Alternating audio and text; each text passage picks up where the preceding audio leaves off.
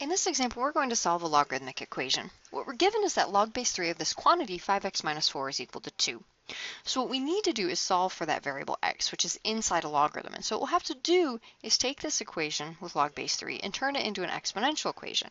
The property that we're going to use to do that is one of our basic properties of logarithms, which states that anytime we have y and it's equal to log with a base of a of some quantity x, then that's true if and only if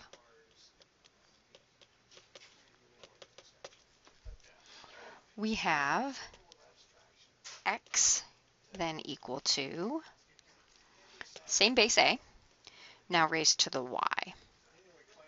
So again, log base a and the exponential function with base a are inverse functions, so that role of x and y are in essence switching there.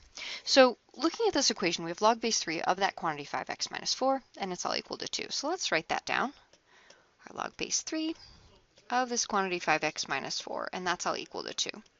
So we need to access this variable x, and it's inside the logarithm. So what we're going to do, we'll see that we have that base 3, and let me color code that out. So we have base 3 here. And so when we write this using exponents, we're going to still have base 3 for this exponential equation, that's equivalent. And 2 is now going to go in the exponent. And then as that output, or on that other side of the equation, we're going to have 5x minus 4. So log base 3 of the quantity 5x minus 4.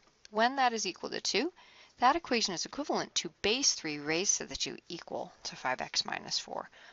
Again, the bases are staying the same, but what's inside the logarithm and what's in our exponent, those two are switching. All right, so at this point, we should be somewhat excited because this equation is just linear.